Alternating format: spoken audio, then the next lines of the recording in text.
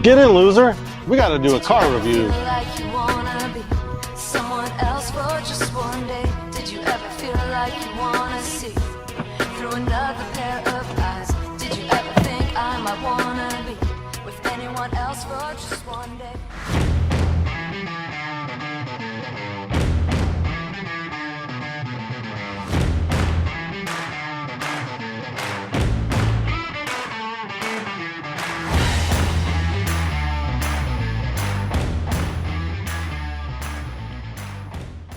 All right, on Wednesdays we wear pink, so I guess you can sit with me.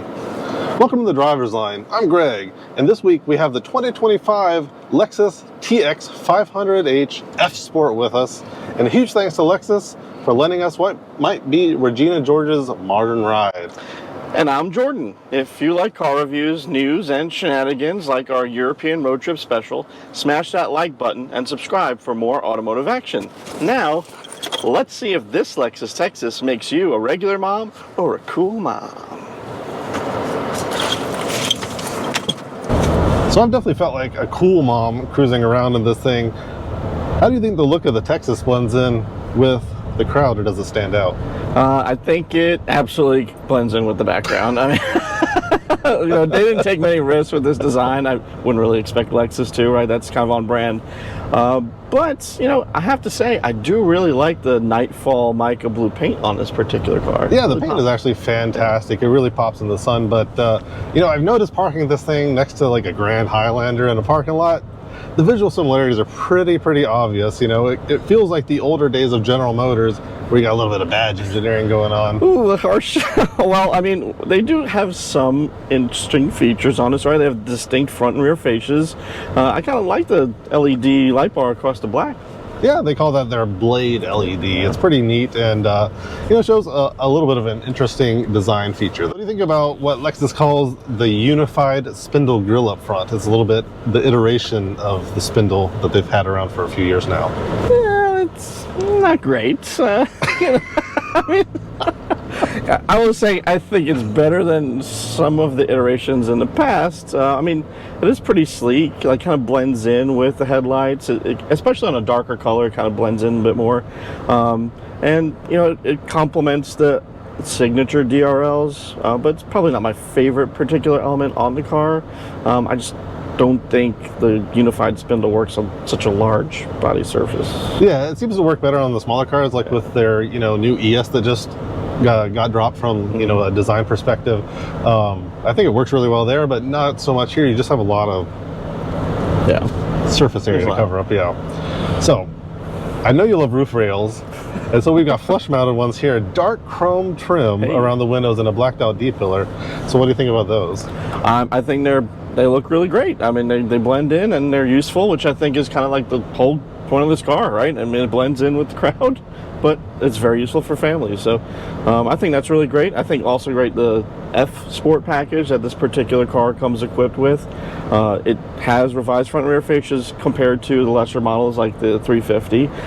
It does have the dark chrome trim like you kind of mentioned with the roof rails, but also elsewhere on the car and on the mirrors. And it has 22-inch F Sport wheels, so not so much a sporting hardware necessarily, but it does look the part. Yeah, you know, those F Sport wheels feel oddly familiar to something from the Mopar catalog. I can't quite put my finger on it, but maybe we'll get there in a few minutes. Fair enough.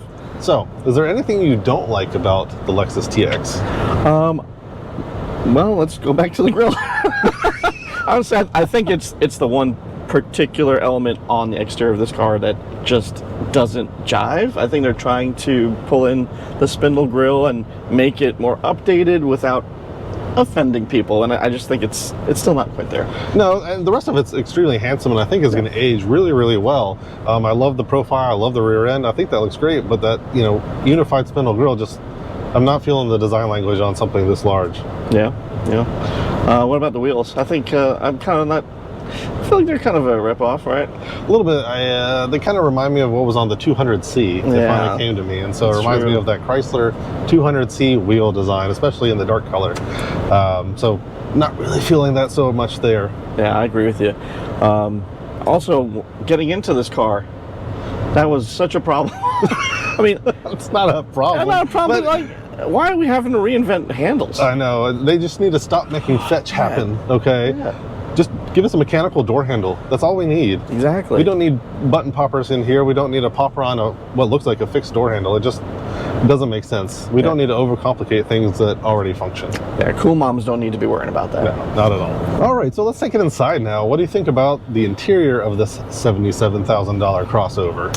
Well, I do think the elephant in the room is basically how similar this overall vehicle is, right, to the Grand Highlander. But I will say, inside, the materials and build quality are really, really excellent. It's not something that Lexus doesn't normally do, right? So this falls right into brand. Everything you touch is high quality. Every piece of plastic is well done. Nothing feels cheap in here. I mean, also, there's barely any piano black in here. I know. You love it. Great job with that. Yes. They channeled you when they made this interior Yeah. because the only thing that's piano black is the framing for the screen. And that's really all you need, right? Because, I mean, that needs to be like a nice continuous, flow with that screen. Yeah. But no piano black down here. We've got nice matte materials. We got nice soft touch materials basically everywhere. So, I mean, kudos to Lexus. This interior definitely feels high quality.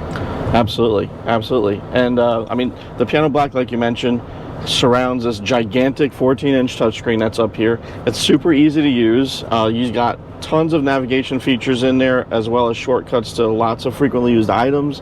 It's not laggy at all. It does a great job keeping up with what you need to do. I gotta say, it's really, really nice. Plus, it complements your gauge display up there. It's reconfigurable, and it's over 12 inches. Yep, and for 2025, actually all Lexus TX now come with this. The lesser models previously didn't have that. It only came on the 500h and above. That's awesome. Also awesome, it comes with CarPlay and Android Auto, 5G Wi-Fi, and a year of connectivity for that. So Absolutely, yep. Panoramic view monitor system is absolutely phenomenal. Crystal clear, nice clear images. However, it is actually bundled with the technology package for over $2,300. Yeah, but also bundled with that is the advanced park. So if you're a cool mom and you're too busy to try to find a parking spot, the Lexus is going to do it for you, which is really, really great. It's also going to have a digital rear view mirror, so in case it's full of cool kids in the back, you can see through all their stuff and actually check out what's behind your car. So that's a really cool feature for a busy, busy family. Yep. And playing the tunes, we actually have this excellent 21 speaker Mark Levinson sound system. Hard to believe there's 21 speakers in this thing, but there are. Yeah, and it sounds fantastic. It really does. What also fantastic, the heads-up display on this. What do you think about that? Oh God, the heads-up display is one of the best, if not the best, heads-up display I have ever used. And it's not just because it gives you a nice crystal clear image, that it gives integration with maps, gives integration with all the driver assist features, but when you select options on your steering wheel, it pops up on the display, so you know exactly what you're touching without having to take your eyes off the road. Yeah, I think Lexus did a great job incorporating multifunction settings on the steering wheel, actually making it user-friendly to see what's going on while you're driving, right? Which is something that not a lot of brands do. No, not at all. So, what do you think about these F-Sport thrones we're sitting in? Well, I think they're pretty nice, actually, and surprisingly well bolstered for a family crossover. I have to say, like, I kind of want to take this autocrossing based on the seats. These feel like something that belongs in like a Supra instead of a Lexus TX. It's so true. But they are heated and cooled, so that's pretty sweet. And rear passengers are also heated and cooled too, so that's a nice feature. So the heated and cooled birch leather trim seats also really do a nice job of brightening up this cabin. So that is what they is basically calling their off-white interior here. Yeah, it looks fantastic. It really does. So whether that holds up to a family use, yeah, that's I don't know true. yet. But in a brand new vehicle, it looks fantastic. Yep. So why don't we find a place to swap, and I'll let you chauffeur me around for a little bit. Sounds good.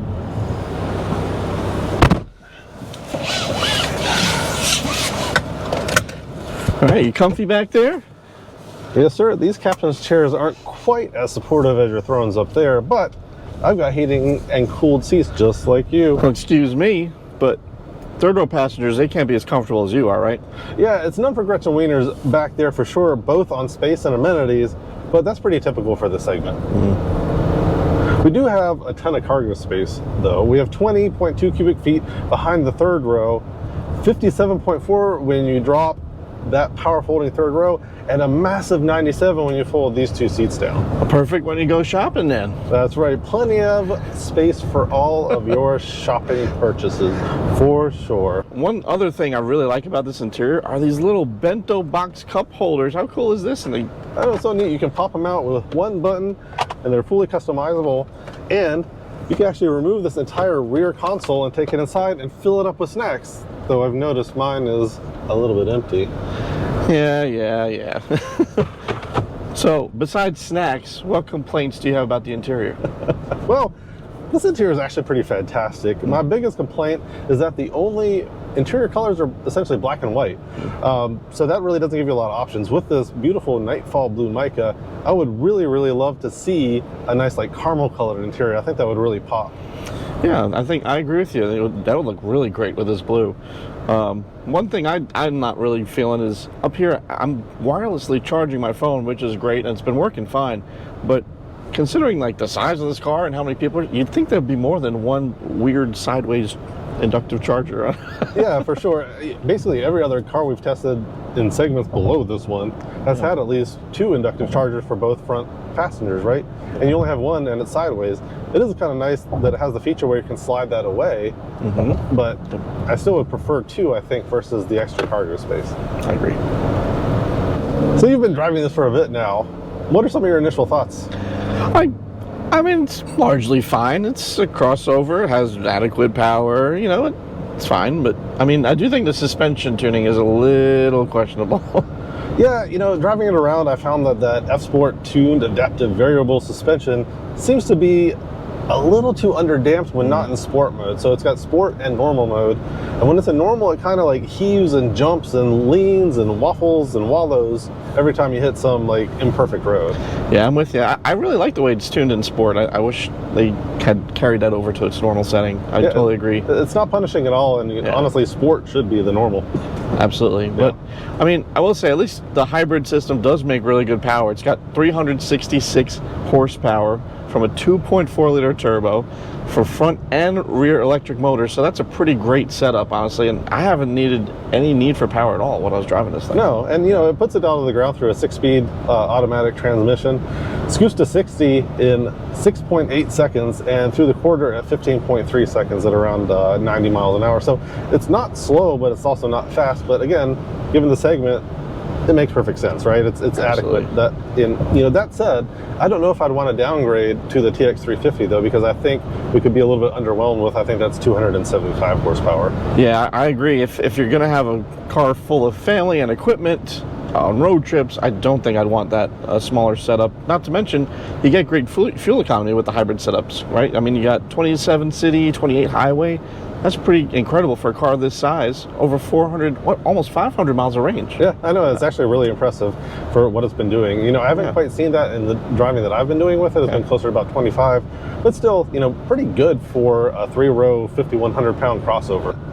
One aspect that I absolutely love is the dynamic rear steering of this thing. It is seamless in its integration of how it makes this thing handle amazingly, which is really unique because you've got no steering feel. You don't really have a great suspension unless you're in sport, but you have this awesome, nimble steering setup. Yeah, it's when you're navigating through a parking lot, let me tell you something. It does a great job. You can get into spaces really, really easily, and it does drive really well in that consideration. It really does. One other thing I think it does really well, it blends like this. The hybrid powertrain just blends from gas to electric. It's seamless. It really is, and that's one of the things that I've noticed about this is just how easy it is to not be able to distinguish between electric and gasoline power. Obviously, the electric is, you know, a lot of your slower speeds within parking lots and things of that nature, but you don't really ever feel the engine fire up. It just, you know, it goes. So driving around in this, I haven't been wanting for power at all. And another thing I have been wanting for is braking power. This thing has done really, really well braking. It stops 127 feet from 60, which is really fantastic for something that is a 3-row heavy I mean, relatively heavy crossover, right? But also what really ties that in is the Lexus Proactive Driving Assist, which helps you realize when there's objects in the road coming up and actually brakes for you if you don't see that coming. I think that's great feature. In addition to that, we also have road sign assist, auto high beams, lane keep assist, adaptive cruise, and lane tracing, which is a hands-off feature that's getting close to almost an L2 system, kind of similar to Tesla's original autopilot. Hey, yeah, that's a lot of stuff. Yeah, well, a lot of nannies, a lot of nannies. Yeah. Is there anything you don't like about all these nannies? Well, you know, I think we're going to go back to the main feature, which is the suspension damping. You can fix that by switching it to sport mode, which is great, but within normal, it essentially makes that entire side of it useless. Just because it's not like VinFast bad, but it's not Lexus good either. That's fair. Yeah, and one thing I'm not really a fan of in terms of steering is it's just numb, right? There's not a ton of feel to it. And I think with that little bit, it could really elevate it to the next level. Yeah, for sure. I mean, again, we have to understand the segment this is in. It's a crossover. It's a luxury crossover. It's not meant to be nimble or sporty or anything like that, you know, F-Sport trim or not. But, you know, we could have a little bit of a feel in there, right? Like, I mean, you don't feel anything coming through the road. There's nothing being communicated whatsoever with the steering here in this Lexus. As I continue being chauffeured back here, I think it's time for our favorite new segment, Would You Rather? That's right. We're going to pit this Lexus TX500h F-Sport against 3 competitors and say which one we would rather have. That's right. This Lexus TX500h F-Sport is a newer entry into a very crowded luxury crossover field and is priced pretty competitively against its peers in that segment. So our tester comes in at just over $77,000, but let's see if there's something we would rather have. So, first up is something near and dear to my heart and I already have in my garage. That is the Audi Q7 Prestige 55 TFSI. Wow. Yeah, so that particular model starts around $77,000. It comes with around 335 horsepower, quattro all-wheel drive, but no hybrid. That's right, no hybrid. So obviously it's going to be hit you a bit more in the wallet at the pump in the consumption category, but it's got that, you know, Germanic Teutonic styling and handling. So which one would you rather have? Based on my driving style and family needs, I'm going with the Audi just for that Germanic feel. Same. That is one of the kind of key differences I've noticed in my time here with this Lexus is that it drives fine, but the Audi actually is a pleasurable driving experience, and that's kind of one of the key differences for me. It actually is a rewarding driving experience versus this is. It's here. It's fine. Yeah. Gets the job done. All right. Well, next up, we've got another competitor, priced roughly the same at $77,000. We've got the Acura MDX Type S, which is the hot one. That's right, and the MDX is currently the market leader in this segment, so we know that a lot of people cross-shop these particular models. This one has a $75,000 starting price because it is the Type S, 355 horsepower, but it comes with super handling, all-wheel drive. That's right, super handling. Yeah. So which one would you rather have? Well, again, I don't have a big family, and I like driving, and I have to say that super handling all-wheel drive adds a bunch of driving excitement to the mix, so I gotta go with the Acura. Oh, okay. Yeah. I would actually take this. Oh, okay. And so this one has a little bit more usability from a family perspective. Fair. To me, the Acura does drive a little bit better, but it doesn't drive a lot better. So for me, the driving doesn't really equate to why I would make some of the compromises with the MDX, which I get here with the Lexus. So I'm actually going to go with the TX500h. Fair enough. Now this one does come in a nice blue, but I have to say I like the Acura blue. Oh, that blue is so good on the Type S. Does that change your mind? Yeah. No, it does not. Okay. But, they do have better paint options than Lexus, because this is the only color that is offered on the Texas. Fair enough. Yeah. All right, and last up in our Would You Rather is the Lincoln Aviator Reserve. And so this is a little bit lesser priced option. The black label comes in quite a bit higher than these, so I didn't want to compare it there. So the Aviator Reserve starts at about $67,000, but does come with that 400 horsepower twin turbo EcoBoost V6. Now, Gregory, you know, we love our Ranger Raptor and its twin turbo V6, so it's hard for me to shy away from that. The Aviator's got the power. I love the way it looks, and that fantastic looking cabin. I'm going with the Aviator, even though this is such a great car. Ooh, that's tough because I also would choose the Aviator. Okay. Wonderful power plant. The Aviator is really nicely trimmed inside. Yeah. It's a very handsome vehicle. I think Lincoln really nailed it with the styling. But that one I feel like is probably a lot tighter for me. That's almost like a coin toss. So I really don't think you can go very far wrong with either. But for me personally, I would choose the Aviator. So there you have it, folks. So we just need to find a spot to pull off for our final thoughts. All right, guys, that wraps up our Lexus TX500h review. We have seen a lot of things that we don't like about this, but we found some stuff that we do like, and we're going to start off by talking about that fantastic heads-up display. Yes, the heads-up display is crystal clear. It's easy to use. It explains everything that's on that steering wheel without taking your eyes off the road. It's really how heads-up displays should be done. Absolutely. So, in addition to that, we also really like the space utilization and the design of this interior. It is actually really well done. Everything you touch is soft touch, high quality materials, typical of the Lexus. There are storage cubbies everywhere. Every seat's comfortable no matter where you sit. Everybody has access to chargers. It's really well thought out for a family. I think they did a great job. Absolutely. And one thing that we kind of like and don't like is the styling of this Lexus TX. The profile, the rear end, they're going to hold up and stand the test of time, but kind of transition to things that we don't like. This nose. Yeah, I mean, I know Lexus is trying to change up that spindle look, and props to them because it doesn't necessarily work on every vehicle.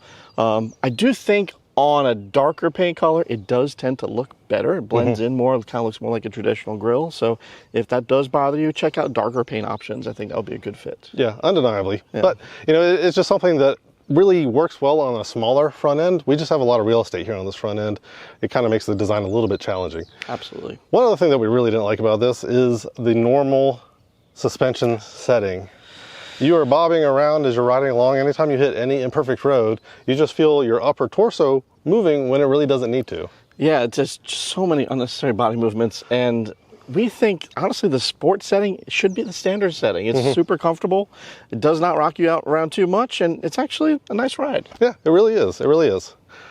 So another thing that we really didn't like about this is how similar it is to its stablemate, the Toyota Grand Highlander. Yeah, I mean, the overall layout, even some of the styling elements, just the general feel of this car is very similar to its stablemate, but it costs $10,000 more at least. At least, yes. So unless you really need to be that cool mom, maybe save yourself 15 grand and get that Toyota Grand Highlander. And on that fantastic revelation, it's time to end. Thank you so much for watching. We'll see you next time. Thanks for joining us on The Driver's Line. Hit that like button to subscribe for more car reviews, specials, and podcasts. A special shout out to our partner Drive Shop for fleet management, keeping us fueled up and on the road, enabling us to keep bringing great content to you. They call that their Blade LED. It's pretty neat, and it shows a little bit of an interesting design feature there. Nope. There goes the Stanley.